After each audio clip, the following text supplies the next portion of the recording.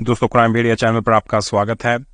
आपसे एक छोटी सी प्रार्थना, अगर कहानी आपको पसंद आए तो प्लीज़ लाइक का बटन ज़रूर दबाइएगा। आपके एक छोटे से लाइक के प्रयास से हमारे चैनल को ग्रो करने का मौका मिलता है और यूट्यूब इसे और लोगों को भी दिखाता है। तो आज की कहानी शुरू करते हैं। आज की कहानी है फरीदाबाद से। सेक्टर 46 फरीदाबाद के चौकी पर भारी सोहन पाल अपनी टीम के साथ क्षेत्र की रात्रि गश्त पर निकलने की तैयारी कर रहे थे कि तभी पुलिस कंट्रोल रूम से फ़ोन आ गया। उन्हें बताया गया कि सेक्टर 45 की कोठी नंबर 387 में एक कत्ल हो गया है। पुलिस चौकी से घटनास्थल महज 2 किलोमीटर दूर था। सोहनपाल अपनी टीम के साथ 10 मिनट में उस जगह पहुंच गए जहां वारदात हुई थी। वारदात वाली जगह पर वो एक पॉश एरिया था और अक्सर सुनसान रहता था। इस वजह से पड़ोसियों को भी इस घटना का पता नहीं चल पाया था। रात को लगभग 3 बजे जब पुलिस आई तो पुलिस को आया देखकर आसपास की कोठियों से लोग बाहर निकल आए।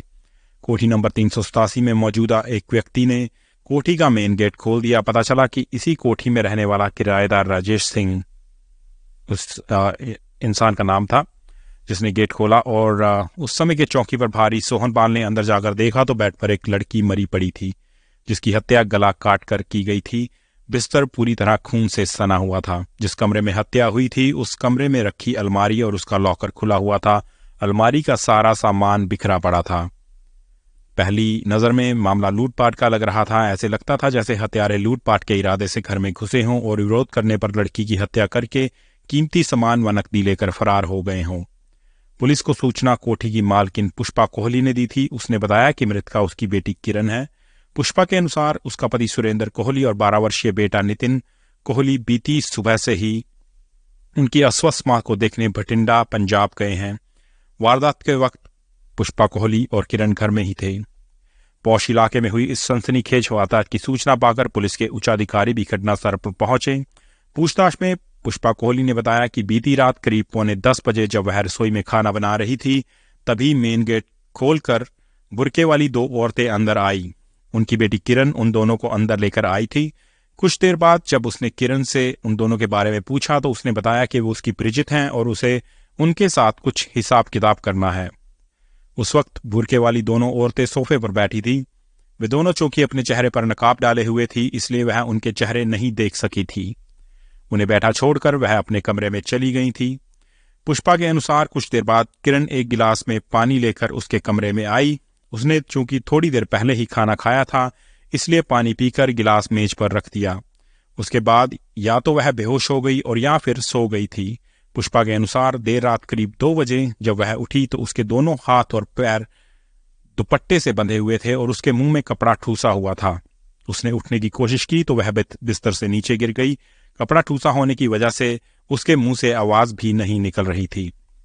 पुष्पा ने आगे बताया कि जैसे तैसे उसने बेड पर पड़ा फोन उठाकर पहले किरण का नंबर मिलाया लेकिन उसने फोन नहीं उठाया। फिर उसके बाद उसने अपनी नौकरानी सपना के पति अजीत का नंबर मिलाया। नंबर तो लग गया लेकिन मुंह में कपड़ा ठूसा होने की वजह से बात नहीं हो सकी। इस पर खिसकते हुए वह दरवाजे के पास पहुंची और दोनों पैरों से जोर जोर से कमरे का दरवाजा पीटा। दरवाजा पीटने की आवाज सुनकर किराएदार राजेश सिंह नीचे आया। वह बाहर से दरवाजा खोलकर अंदर आया और उसने हाथ पैर खोल दिए। तब तक नौकरानी सपना और उसका पति भी आ गए थे। पुष्पा कोहली ने आगे बताया कि उसके यह पूछने पर कि किरण कहाँ है, राजेश सिंह ने जवाब दिया कि वह अपने कमरे में सो रही होगी। लेकिन जब वह उसके कमरे में जाकर देखने गई तो किरण मरी पड़ी थी। किसी ने उसका गला काट कर उसकी हत्या कर दी थी। उसका सारा बिस्तर खून से डूबा हुआ था और अलमारी का सारा सामान इधर उधर फैला पड़ा था। यह देखकर उसने उस घटना की सूचना पुलिस को दे दी थी। उपरोक्त बातें बताते बताते पुष्पा कोहली फूट फूट कर रोने लगी। पुलिस ने उससे नंबर लेकर उसके पति सुरेंद्र कोहली को फोन करके इस हादसे की सूचना दे दी और जल्दी से जल्दी फरीदाबाद पहुंचने को कहा। इसके साथ ही पुलिस ने पुष्पा की शिकायत पर हथियारों के खिलाफ भारतीय संविधान की धाराओं के तहत केस दर्ज कर लिया।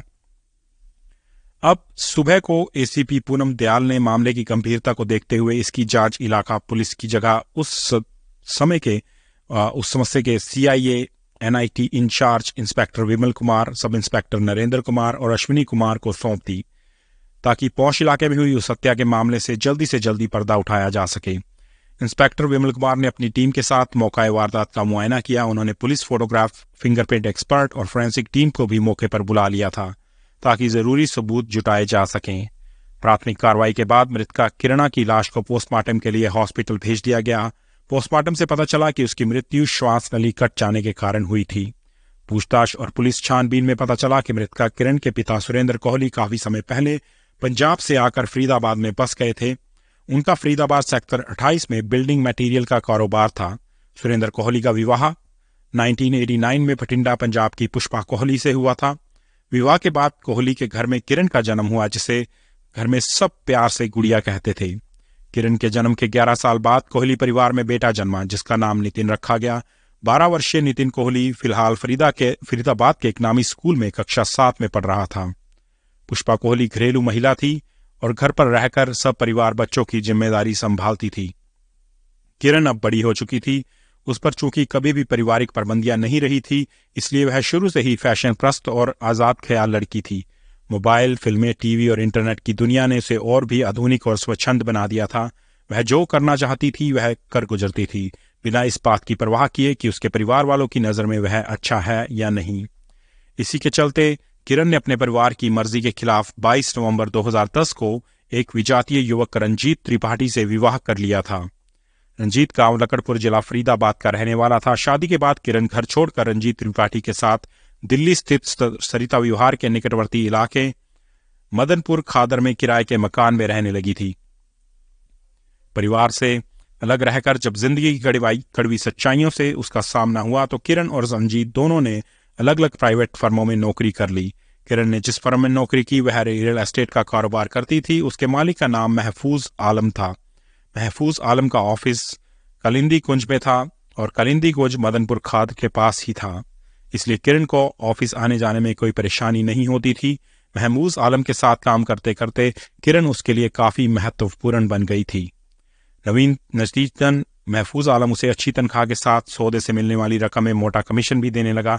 इसी के चलते किरण ने अच्छा खासा बैंक बैलेंस इकट्ठा कर लिया था। दूसरी ओर उसके पति रंजीत को नौकरी से इतना पैसा नहीं मिलता था कि वह घर का खर्च भी ठीक से चला सके। जब उम्मीद से ज्यादा पैसा मिलने लगता है तो कई कमजोर लोगों के पैर बहकने लगते हैं। किरण के साथ भी ऐसा ही हुआ। आय बढ़ी तो उसने शराब पीकर देर से घर आना शुरू कर दिया। रंजीत ने यह बात किरण की मां पुष्पा कोहली को बताई तो मां ने अपने स्तर पर किरण को समझाने का प्रयास भी किया, लेकिन इससे किरण की दिनचर्या और व्यवहार में कोई बदलाव नहीं आया। नतीजतन पति पत्नी के बीच मतभेद बढ़ने शुरू हो गए। इस बात को लेकर रंजीत और किरण के बीच कई बार गर्मागर्म बहस भी हुई। पति से जब ज्यादा मतभेद बढ़ गए तो किरण ने उसके खिलाफ दिल्ली की सकेत कोर्ट में तलाक का मुकदमा डाल दिया। उसके बाद वह 27 जून 2013 को रंजीत का साथ छोड़कर फरीदाबाद में मां के पास आकर रहने लगी। घर लौटकर भी किरण में कोई बदलाव नहीं आया। अब उसने नाइट क्लब में शराब पीकर देर रात घर आना शुरू कर दिया था। जवाब मांगने पर वह गाली गलौज और मारपीट तक उतर आती थी। किरण का हाई प्रोफाइल लाइफस्टाइल कोहली परिवार के लिए बदनामी का कारण बन रहा था। एक तो शादी के बाद भी बेटी घर में बैठी थी, दूसरे वह शराब पीकर देर रात घर लौटती थी। मां पुष्पा कोहली इस बात को लेकर तनावग्रस्त रहने लगी थी। उसकी समझ में ही नहीं आ रहा था कि इस समस्या का समाधान कैसे करें। यह सब चल ही रहा था कि किरण की हत्या हो गई थी। बहरहाल इंस्पेक्टर विमल कुमार ने अपनी टीम के साथ बेहद बारीकी से घटनास्थल का मुआयना किया तो पाया कि पुष्पा कोहली द्वारा लिखाई गई रिपोर्ट और मौका वारदात पर पाए गए सबूतों में काफी झोल है। इसी को ध्यान में रखकर उन्होंने सुरेंद्र कोहली के किराएदार राजेश सिंह, नौकरानी सपना व उसके पति अजीत के अलग अलग बयान दर्ज किए। जब वह इन बयानों को क्रॉस चेक कर रहे थे तो विमल कुमार को कई बातों पर शक हुआ। मसलन किरण ने पुष्पा को गिलास में पानी दिया था जिसे पीकर वह बेहोश हो गई थी और शायद बाद में सो गई थी। यह बात समझ के बाहर थी कि किरण ने बिना मांगे पानी मां को क्यों दिया और उसने क्यों पिया। इंस्पेक्टर विमल कुमार ने गिलास के बचे पानी को सूंघ कर देखा तो वह सामान्य पानी था, उसमें किसी प्रकार की कोई गंध नहीं थी। फिर भी उन्होंने उस पानी को गिलास को जांच के लिए प्रयोगशाला भिजवा दिया। दूसरे, पुष्पा कोहली से जब दोनों बुरके वालियों की डील डोल, शक्ल और आवाज के बारे में सवाल किए गए तो वह कोई संतोषप्रद जवाब नहीं दे सकी। संदेह हुआ तो पुलिस टीम ने पुष्पा कोहली का मोबाइल फोन सर्वेलेंस पर डालकर उसके फोन की पिछले 6 महीने की कॉल डिटेल्स निकलवाई। इसी बीच पुष्पा कोहली के पति सुरेंद्र कोहली, बेटा नितिन और कुछ अन्य रिश्तेदार भी आ गए थे। माहौल कुछ ऐसा था कि पुलिस पुष्पा से कड़ाई से पूछताछ भी नहीं कर सकती थी। अगले दिन पोस्टमार्टम के बाद किरण का शव उसके परिवार को सौंप दिया गया। उन लोगों ने उसी दिन उसका अंतिम संस्कार कर दिया। अंत्येष्टि में शामिल होने के लिए किरण की नानी भी आई थी। इंस्पेक्टर विमल कुमार ने नानी से भी पूछताछ की। पता चला कि वह पूरी तरह स्वस्थ थी, जबकि पुष्पा ने अपनी इसी मां को अस्वस्थ बताकर पति सुरेंद्र कोहली और बेटे नितिन को 250 किलोमीटर दूर भटिंडा भेजा था।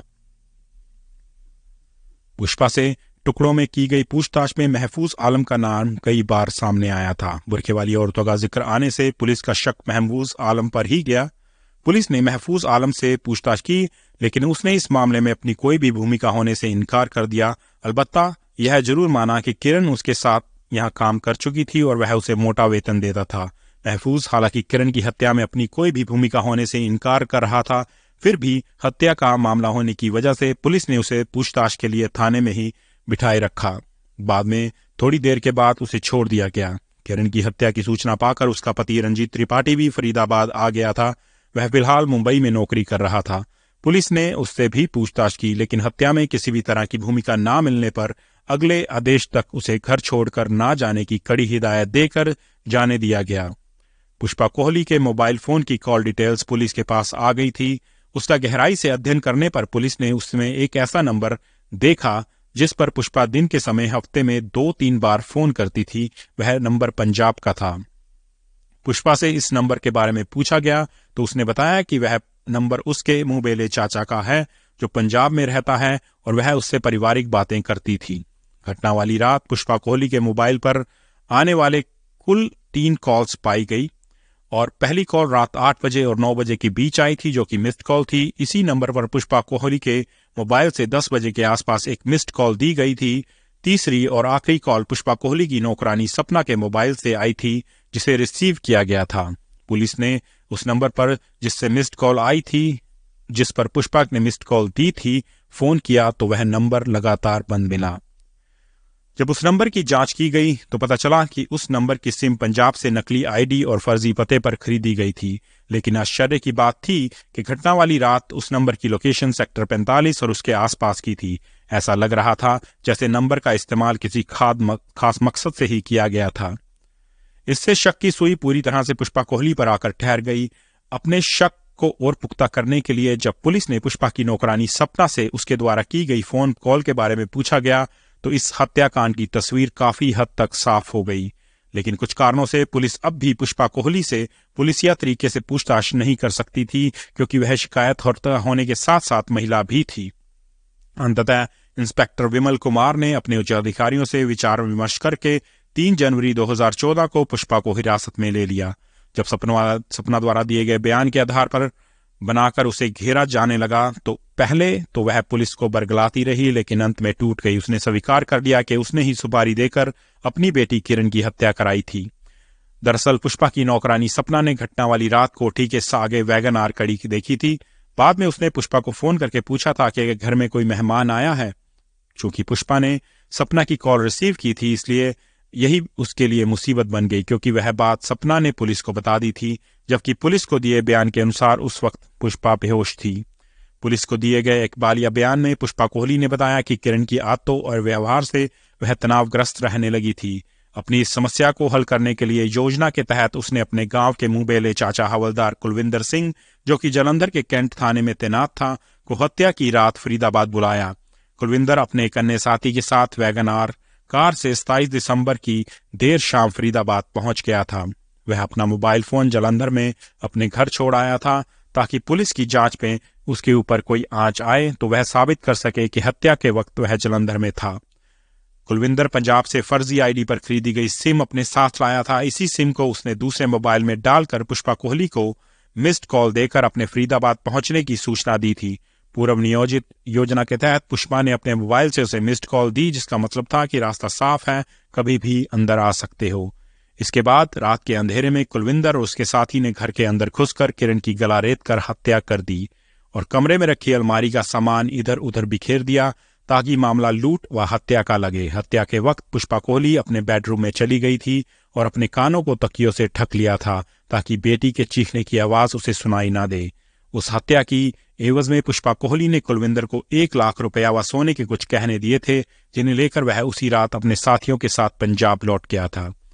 पुष्पा के बयान के आधार पर पुलिस ने इस मामले में भारतीय संविधान की धाराओं के तहत 34 धारा भी जोड़ दी। पुष्पा कोहली को विधिवत गिरफ्तार करके फरीदाबाद की अदालत में पेश किया गया, जहां से उसे जेल भेज दिया गया। और ये थी आज की कहानी। दोस्तों, अगर कहानी आपको पसंद आई हो तो प्लीज़ एक छोटा सा लाइक का बटन ज़रूर दबाइएगा, ताकि हमें थोड़ा सा मनोबल मिले और हम इसी तरह की और कहानियां लेकर आपके पास चलते हाजिर हों। तो चैनल के साथ बने रहिए, लाइक और सब्सक्राइब कीजिए। धन्यवाद।